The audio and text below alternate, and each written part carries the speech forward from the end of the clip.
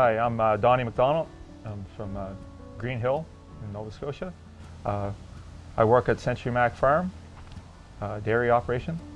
We milk about 80 cows, farm 450 acres. Hi, I'm Gavin MacDonald from Green Hill, Nova Scotia. I work for Century Mac Farm, and I am the herdsman, boss of the farm. Yeah, that's what you should say. You should say that like that.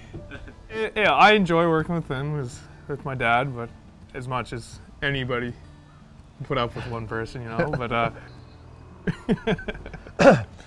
Yep, okay. No, actually I do enjoy working with Gavin. He's a good, I can't call him a kid anymore, so he's a good guy. So he's pretty good to work with. And but no, I still, it's funny, like I've been next year, yeah, I'll be milking cows full time for 40 years. And I still enjoy it.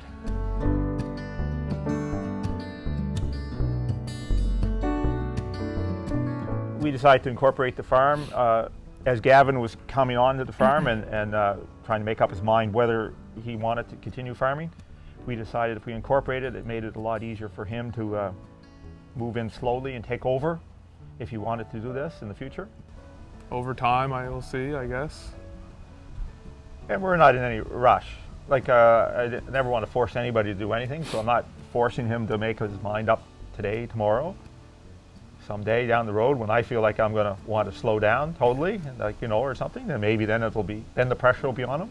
If he decides someday, yes, I want to farm, I want to take over, well then he can purchase the Century Mac farm.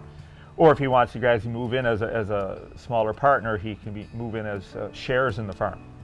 So you can gradually like move in and like say take over the cattle portion of it or something, and then he would own that part of the farm. So we're hoping that the day, if he wants to someday, and then he can either do it gradually or he can just come in someday and get rid of the old man. Send him out to pasture.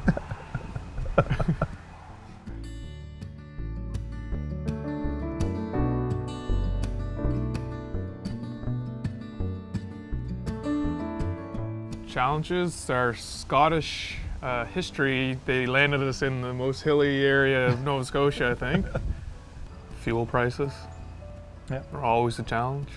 Pretty well anything that has to do with fuel now, like fuel, fertilizer, plastics, everything that's hooked into oil. Feeds.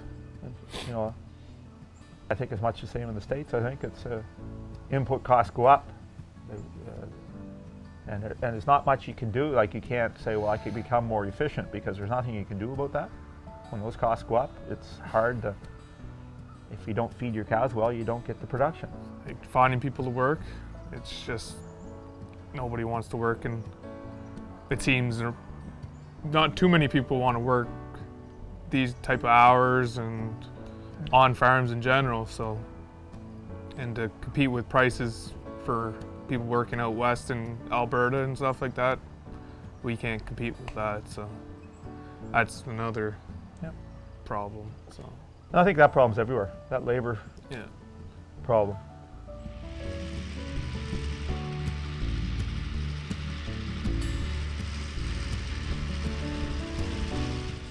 So the first tractor we bought would be 26 years ago, first Massey Ferguson. Yeah, we are price, like we do buy, I mean we compare pricing. You know, you just don't buy something because the color. I mean, you know, you got to have a competitive price, and Massey's always been competitive. We have this Massey compared to a green one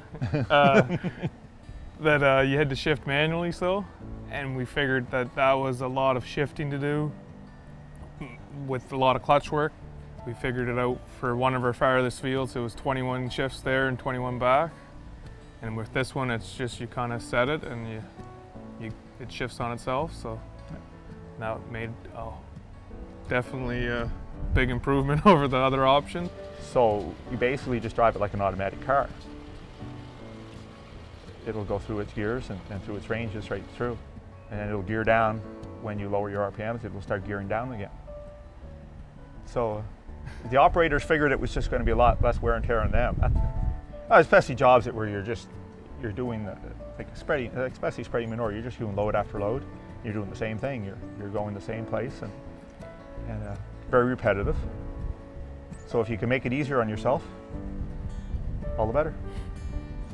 They're good equipment. We don't have a lot of breakdowns, and with good service when we do have them.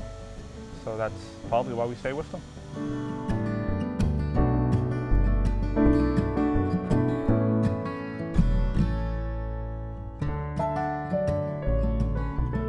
I was going to say, I mean, where else do you find a better boss?